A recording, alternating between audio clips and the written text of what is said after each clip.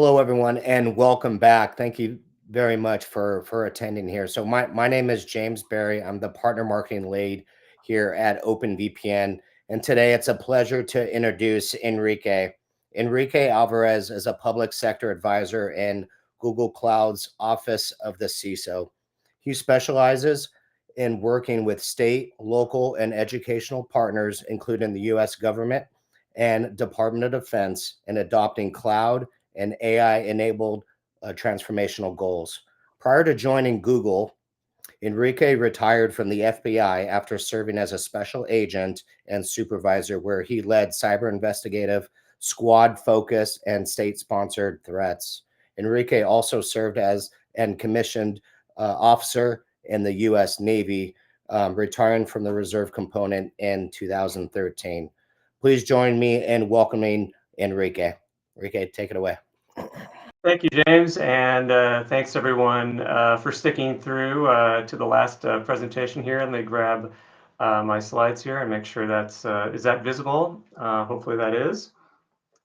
And as James mentioned, we've had some really good technical deep dives into the OpenVPN product, and I really enjoyed the keynote from Francis at the very beginning. He did a great job of explaining sort of how zero trust works. So I'm going to amplify that, and I thought by trying to reinforce some of the things and the ideas that we've heard about this morning, I'm going to talk a little bit about where Google sees the threat from both criminal and state-sponsored actors, as well as describe Google's sort of its own. Oh, hi, Enrique. Yes. Sorry for disrupting. We don't currently see your slides right now. Okay, then let's see here.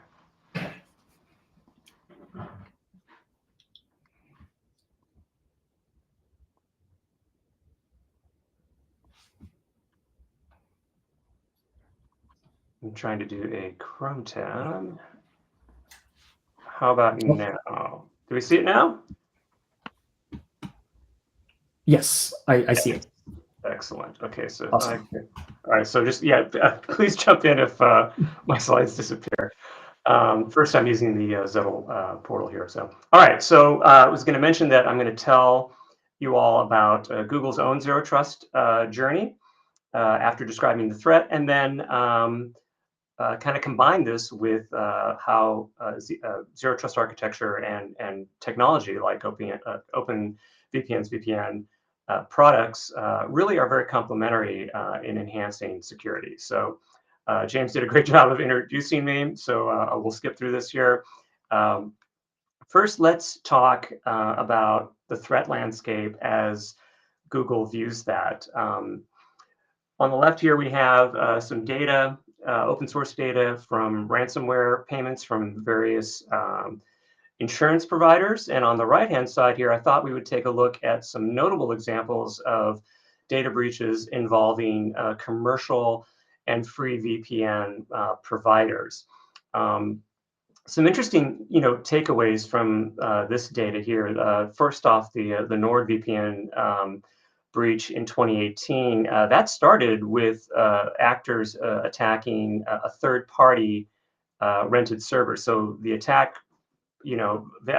vector coming in from a contractor that NordVPN was working for, and that particular single third-party rented server had some issues with it, which malicious actors were able to exploit and then gain access. The middle two are instructive because it shows sort of the sort of how quickly some of the free providers were victimized. In particular, 7 free VPN providers. You can see the list there in the second example. 1.2 terabytes of private user data, 20 million records.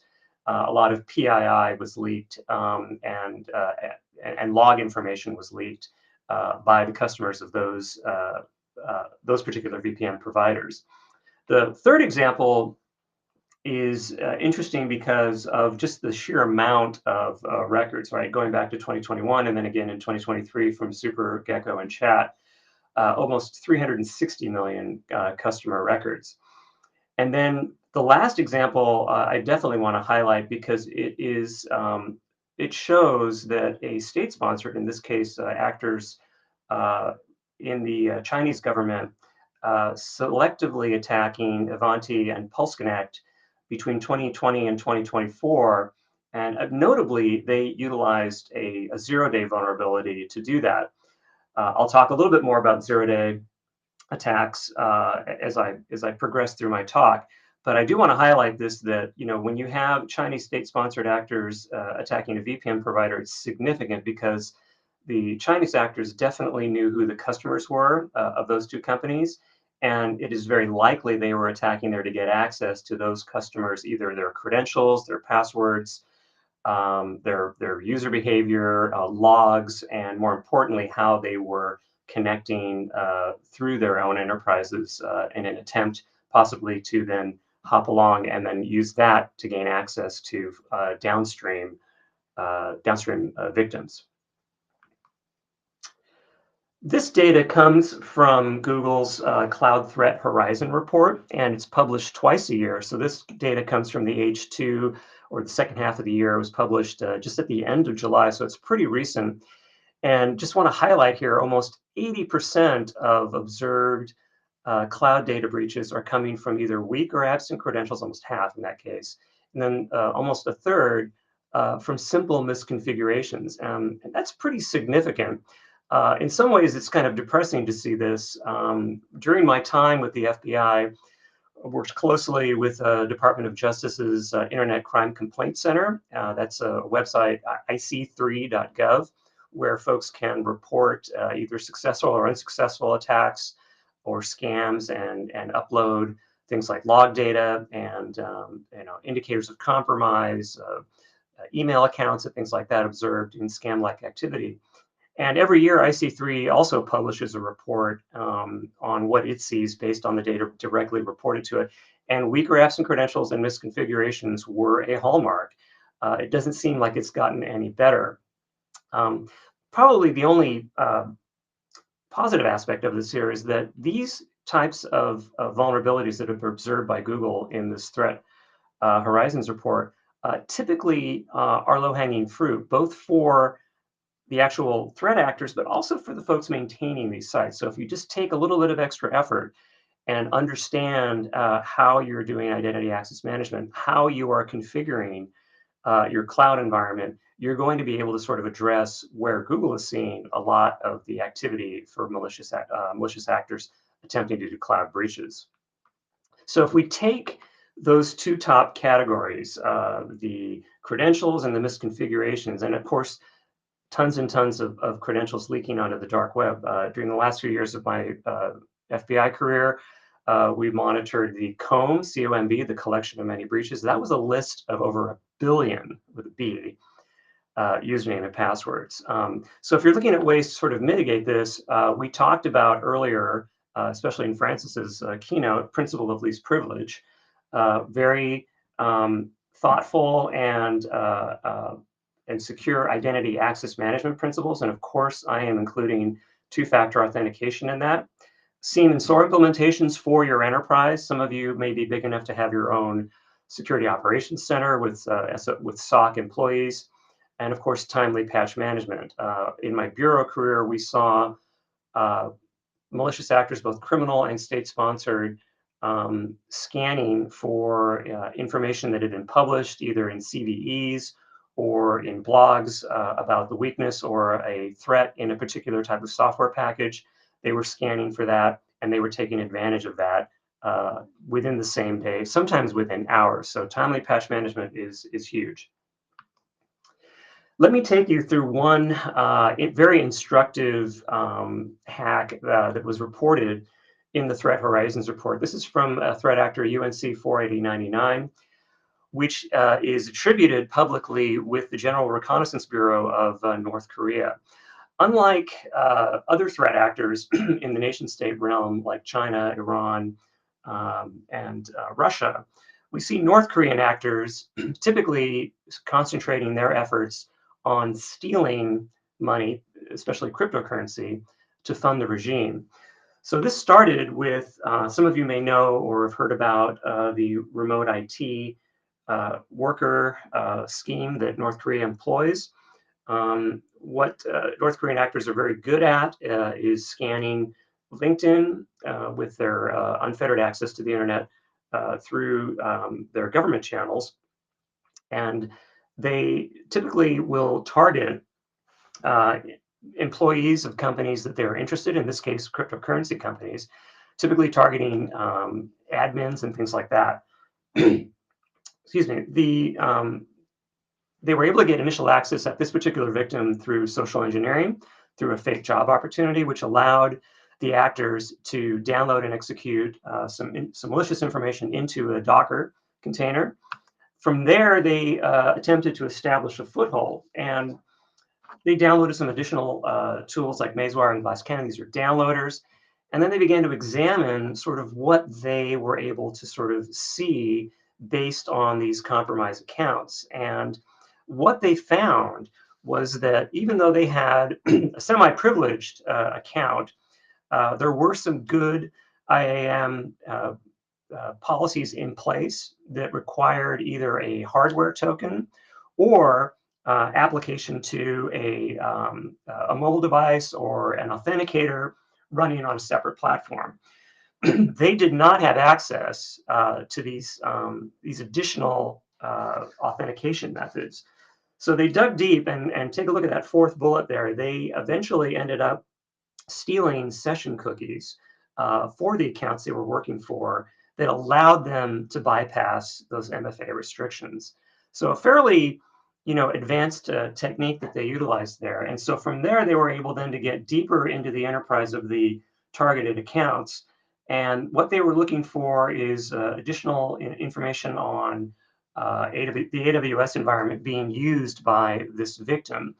And they also did get access to the company's Slack workspace, where they were able to observe internal discussions at the company. They were then able to move laterally, and perhaps this is where we see the most advanced techniques. They actually uploaded malicious JavaScripts once they found a customer of the company that they were looking at.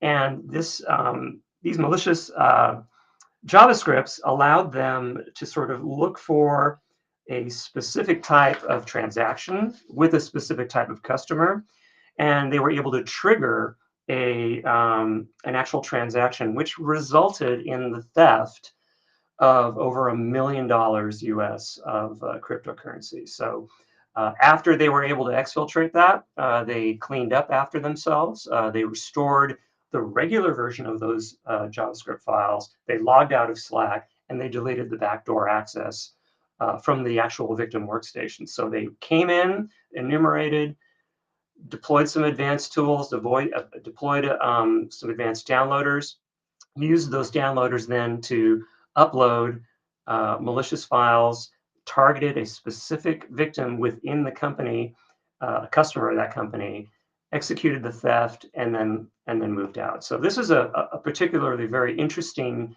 scenario and attack. I think it's insightful in a number of different ways.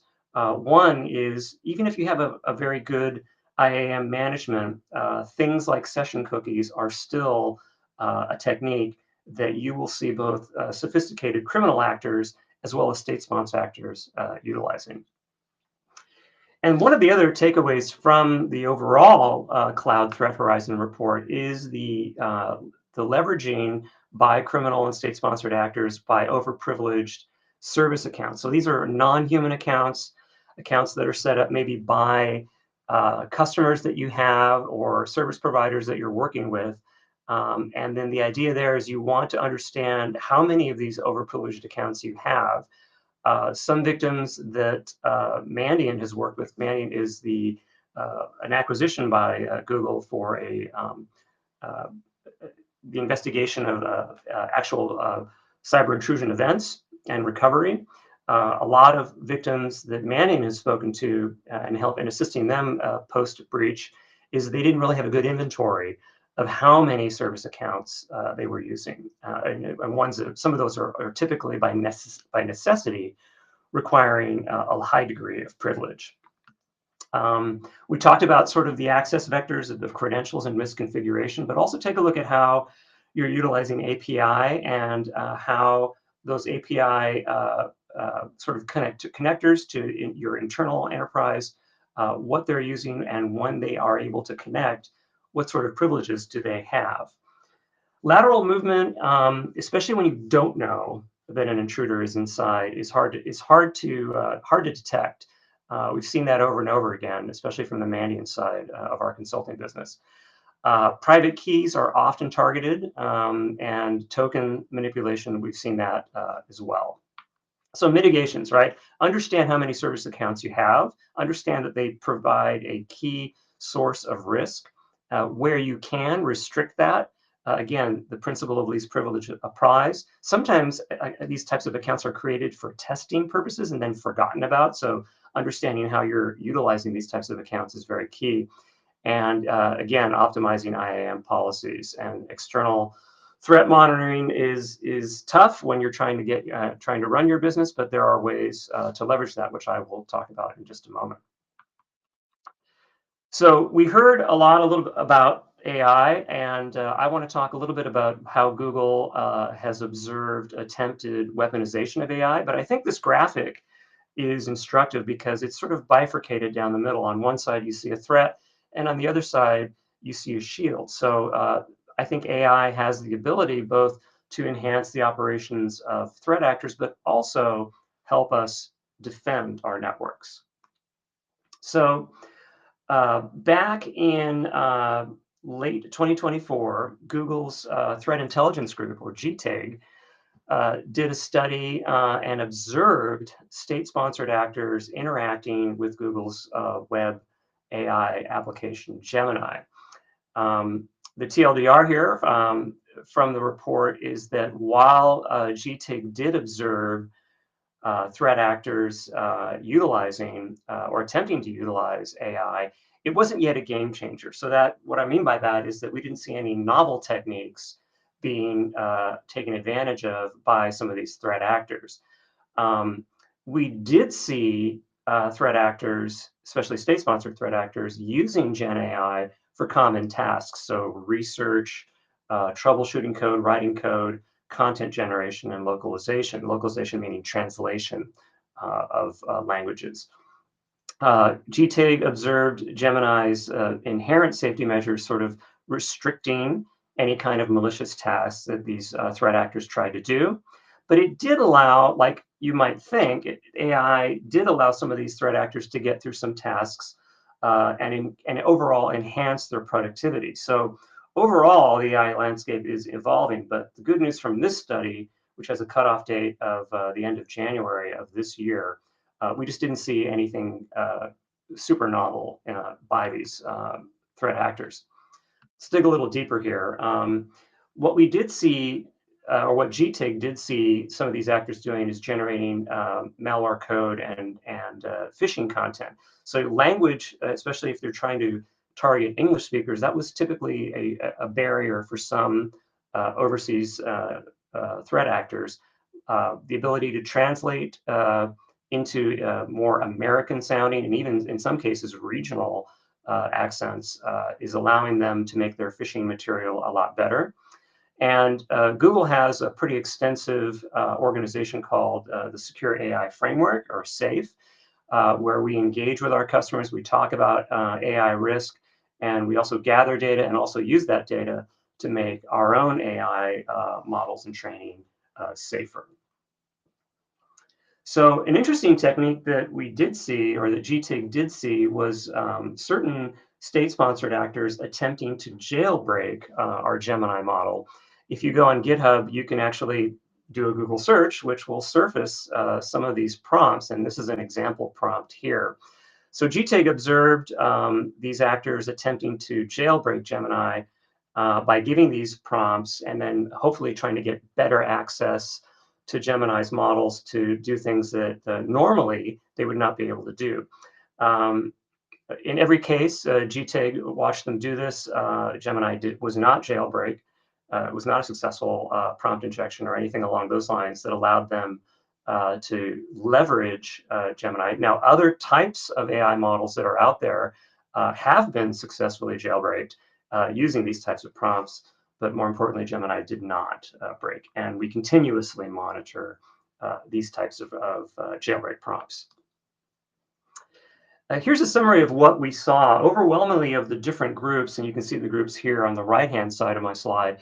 Iranian actors were the heaviest users, followed by China.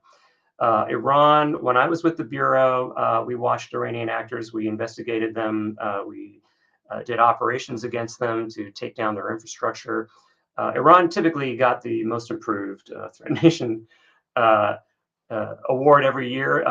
And we did see a number of, for them, sophisticated phishing attacks. Again, they were hampered at the time when I was still with the Bureau by lack of localization assets, meaning translation. However, now that's changed. There are plenty of free ways to get better translation from native languages, from Farsi, for example, to English. So we've seen the quality of phishing attacks improving from all of these threat actors, but especially from Iran. So that's something that to keep an eye out now. You no longer are you going to be looking for these awkwardly phrased phishing attacks. Now they're going to sound a lot more authentic. And then in terms of what they were, again, top cases for what they were attempting to use Gemini for included coding vulnerability research, reconnaissance, and then enabling post-compromise activity, typically sifting through data that they've already collected. Again, assistance with repetitive tasks and things like that. So when I talk to Google Cloud customers about sort of how AI, the flip side of that is how AI can help. One of them, there's three areas. The first is really dealing with threat intelligence. Some of you out there may have threat intelligence feed subscriptions. Back in the days before AI, you usually had to employ 1 or 2 employees to consistently read those threat intelligence reports and then sort of translate them to how those threats that are listed in those intelligence feeds might apply to your company. Well, AI now can really take those threat summaries, read them very quickly, and then refine them to generate reports that are based on your particular enterprise. Threat intelligence feeds may mention hundreds of software packages. You may be only using tens of them, right? So AI can then kind of act as a force multiplier for taking all of that threat intelligence and then providing you with contextually aware and more applicable information that you can act upon in a quicker way. Security operations, right? Decreasing toil. If you're using Seam SOAR apps and you sit down, you grab your first cup of coffee, and first thing that you see is you have 10,000 events to review. That's not really a good use of your time, and you're never going to get through 10,000 events, right?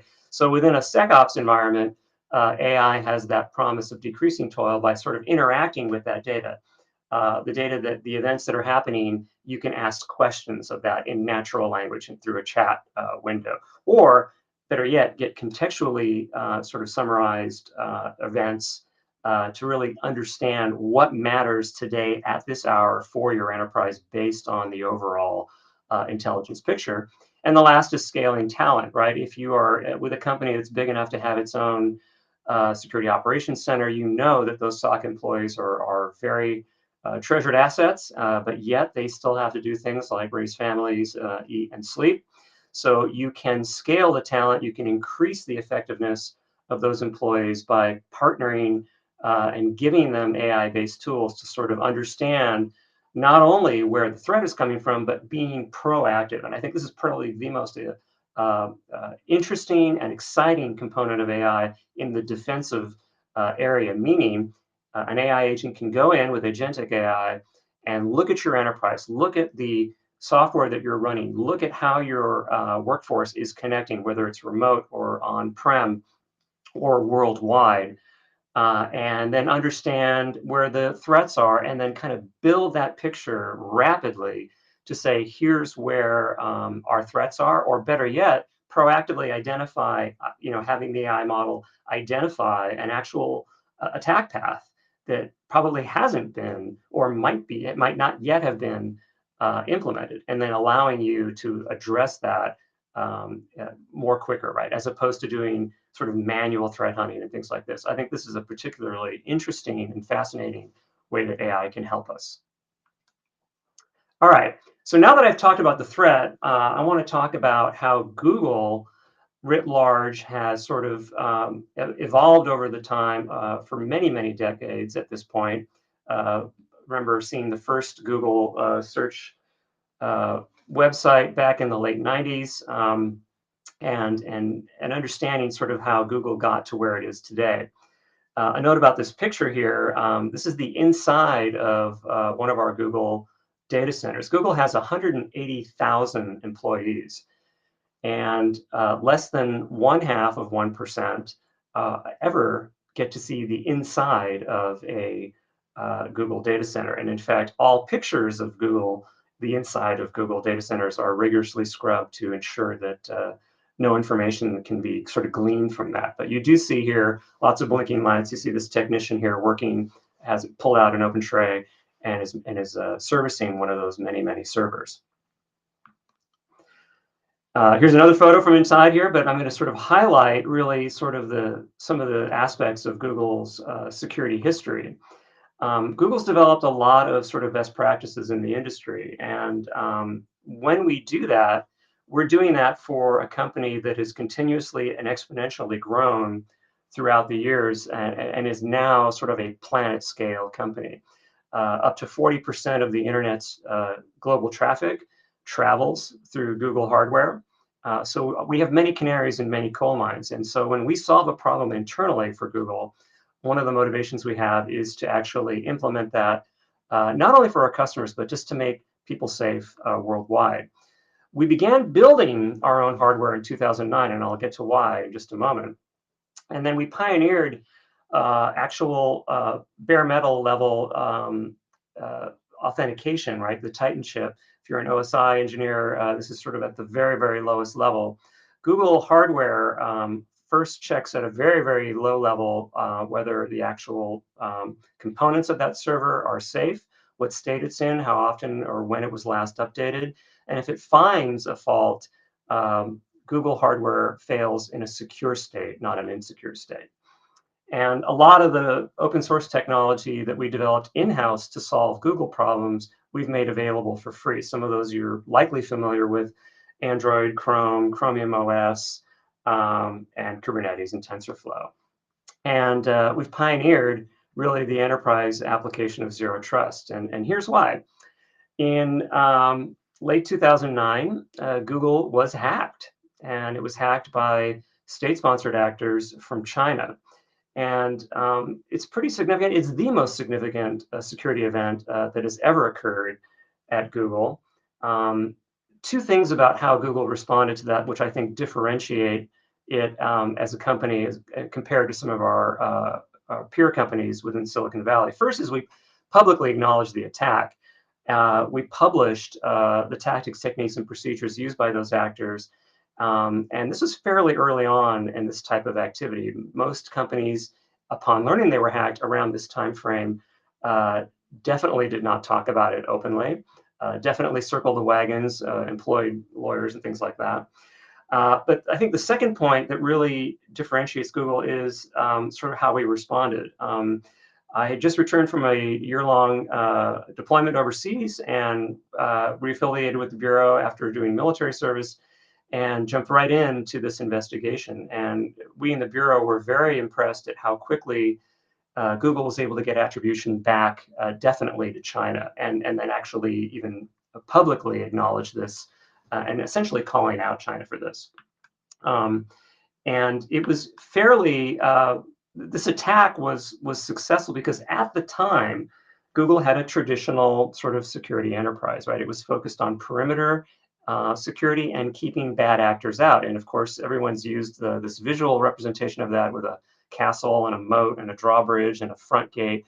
But the problem with this is that that castle approach doesn't work once the actors are in. And that's what happened in the case of the Google hack by Chinese actors. Once they were in, they were able to move around, move laterally, escalate privileges, find the data they were looking for, and exfiltrate it.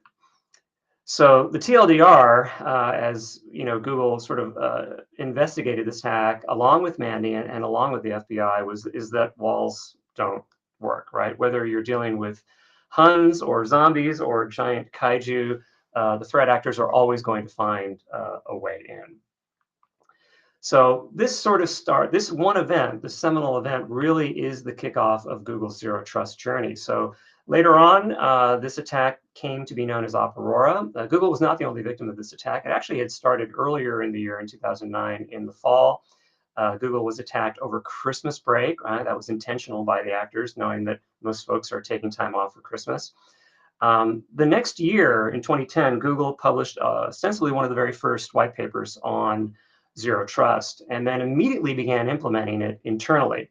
But we fundamentally changed our internal architecture away from that castle and moat and perimeter focused method, and we implemented it, and we started calling this internally Beyond Corp. And by 2015, a few years later, that new zero trust architecture was proven successful in repelling follow-on attacks, not only by China, but by other threat actors and criminal actors. The next year, 2016, we had full cloud adoption and 100% MFA. So that's 9 years ago. MFA wasn't a big thing back then. And now we see sort of like Google's early investment on that paying off. In 2019, we began sort of commercializing what we did to solve our internal security requirements, and we began selling this as a product called Beyond Corp. 2021, we provided input into executive orders from the US government on sort of enhancing cybersecurity throughout the country. In 2022, we pledged $10 billion to sort of democratize security training, and then we acquired Mandy, which I've been mentioning a little bit earlier, premier cyber intelligence response consulting firm. And then by 2024, last year, we sort of took all of those lessons learned and moved it into our cloud Chrome Enterprise Premium offering. So what is zero trust, right? Again, Francis did a great job talking about those 4 pillars. Again, instead of authentication and then roaming into your enterprise, there is no longer implicit trust. There's no trust boundary. Every transaction, every every request from those remote users is going to be looked at. And not only is the request looked at, it's also looking at the state of the hardware that's making that request. So I have my Chromebook here. There are many like it. That one is mine. And every time I log in, it's not only looking at whether or not I'm logging in correctly, but also what's the state of my Chromebook? Is it up to date? And if it finds things that don't match that, then access will be restricted. And again, we're not protecting network segments like the old model. We're protecting the resources, right? So our valuable IP and the network location really isn't a core component anymore of that security posture. So zero trust is a lot, but what is it not? And I think it's instructive to kind of summarize here that it's not literal, right? It's a practical approach. By definition, it can never be absolute, right? And we like to talk about zero trust as an adjective, not a milestone, right? There's no project manager at Google that says we now have 100% zero trust capability. We're continuously improving. And it's not really for sale. We don't really sell. We don't have a zero trust product. It is tailored. Everyone's zero trust journey is going to be different, right? So VPNs, OpenVPN's own experience here is instructive. It's going to match what those requirements are. And it's certainly not instant. It's a journey. It's not a revolution. It's iterative. It's everyday, small improvements that will continue to keep your enterprise secure. So I do like a good mission statement, and I added this slide at the last moment because Francis mentioned some of this here. It matches what Google's mission statement here, which is to protect your organization's data while you work securely from any device, anywhere. And that really is, I think, the heart of zero trust architecture. And then let me quickly go through some numbers here. When you combine zero trust with robust threat intelligence and AI to manage that at a global scale, Google can keep people safe online. Any given day, there are 5 billion Chrome users out there. Any given day, there are 2.5 billion active Gmail accounts. There are 2.4 billion files and URLs stored at VirusTotal, which is a Google acquisition. It's a Spanish company, probably the premier crowdsourced sense of where malware is evolving.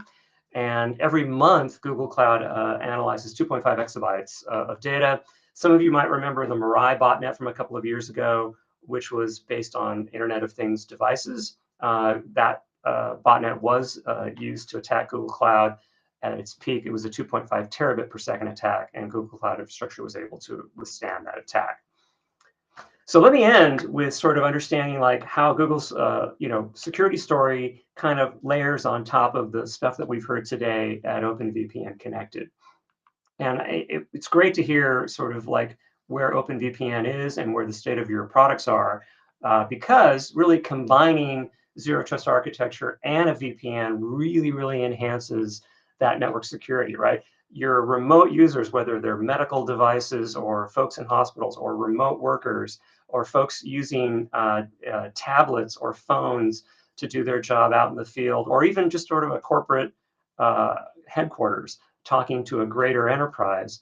If you're using a VPN to connect to that and then layering on top of that the ability to do zero trust, you are really getting the best of both worlds. That means you can, if you're using that VPN to securely tunnel in, you can use public Wi-Fi. You can use Wi-Fi on a plane. You can use anything that you need to get the job done, and you'll be secure knowing that that traffic is encrypted all the way to the source. And then, of course, once you have connected through that encrypted tunnel, you're going to then use and rely on that zero trust architecture to ensure that every request that comes in from all of these remote users is looked at multiple times per session.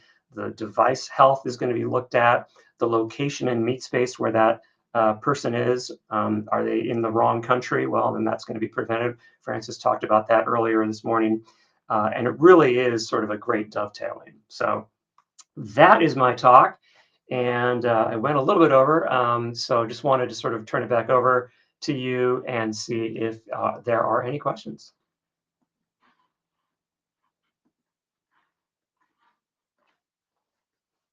If not, I will turn it back over to our hosts here at OpenVPN, and thanks so much for your attention.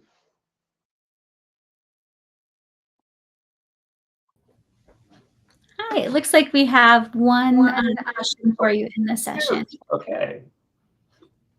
Let's see. I don't see it, so I can read it for you. It says, luckily right now AI is friendly. You talked about bad actors. Do you see a rise in bad actors creating their own AI that can be detrimental to companies/governments? I don't know if you've seen AI 2027, and I don't necessarily totally believe all of it, but part of it may become reality. yes, I have read AI 2027. Fascinating sort of thought experiment about how AI might go rogue and kill all humans. It is really interesting reading, right? And I think that right now the state of play with the major AI sort of providers, to include our competitors and our colleagues over at OpenAI, at Microsoft, at Amazon, you can be sure that the intent here is to move as quickly but as safely as possible. And I can speak, from Google's point of view. Google's been involved in AI for decades, right? If you have a Gmail account and you look in your spam folder, that started as a very basic large language model that started collecting information about what spam typically looked like, what sort of phraseology you would see, where it was coming from. And that spam filter in Gmail really helps to keep you safe, so you never even see some of these malicious emails with malicious links. Google Safe, I mentioned that a little bit earlier, the secure AI framework. That is a very, very important internal effort within Google to ensure that as we progress and as we add features to our AI offering, we are doing so in a safe and sane way. But the cool part of your question really is, what would adversaries do, right?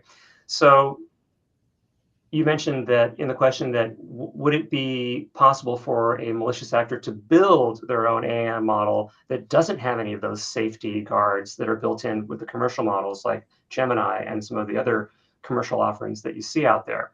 The answer is yes, it's possible, but it's also really, really difficult. So what I worry about is a nation state, we talked about those a little bit earlier, Russia, China, North Korea, Iran, investing their own state-sponsored money, using sort of their whole of government approach and to kind of try and build a malicious AI. But again, it is really difficult to do that. And to train a model like that still requires access to data that the threat countries are going to have a hard time with, right? We're very fortunate in the United States that we can have access to data in a way, and that we conscientiously train our AI models to be safe. And even then, that's pretty difficult to do. So if you take that and you're trying to do this in a rogue sort of way outside of the US, outside of Western Europe and things like that, it is going to be a huge challenge. That's not to say that China's not working on its own indigenous version of AI that probably has all the safeties turned off. I don't know if that's true or not, but I would almost make that assumption that they are certainly looking into that as a way of using that as a tool. But again, I subscribe to the point of view that AI is a double-edged sword. For every bad thing it can do at scale and at speed, it can also do the opposite, right? It can also do the defensive actions and look to see if there are attacks happening in ways that are faster than humans can detect and respond in that same sense, that same quick ability. So I'm pretty positive on the future in that regard, and I'm especially excited about how AI can help network defenders do their job better. Awesome. We have another question.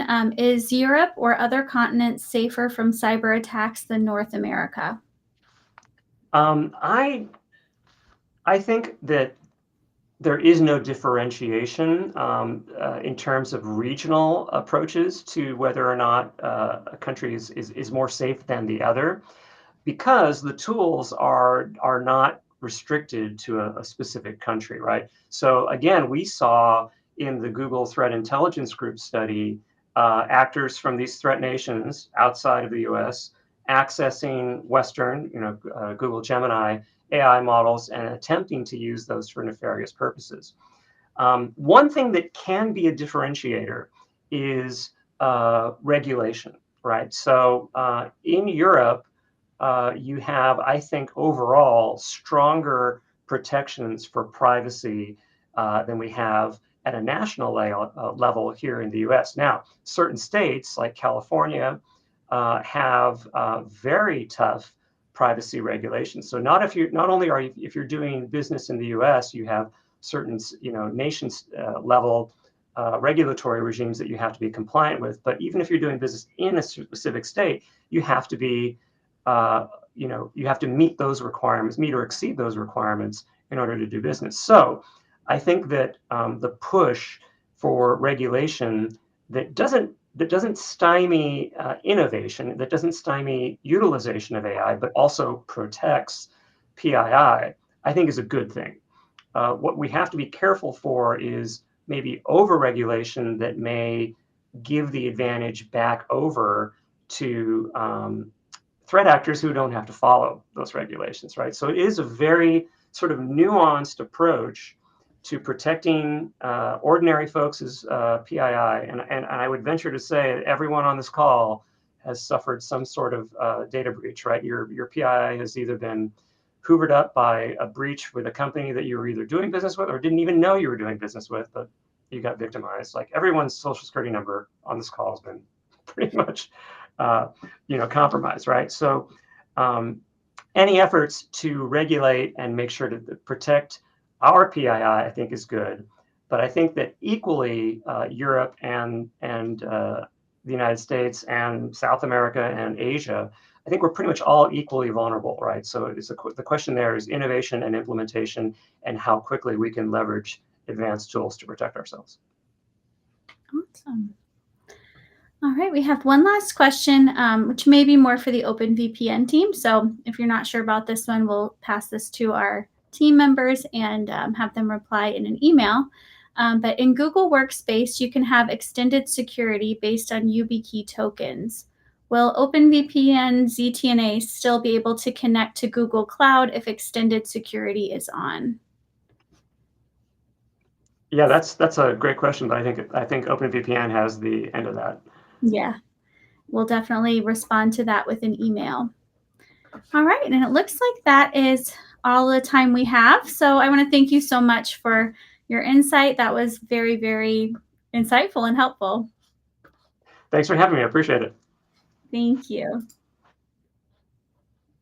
All right, and that is a wrap for ConnectedCon 2025. We hope you learned something new today and that you feel more empowered. Before you go, please don't forget to take advantage of our live support, take our survey, and check out our free resources. We hope to see you next year.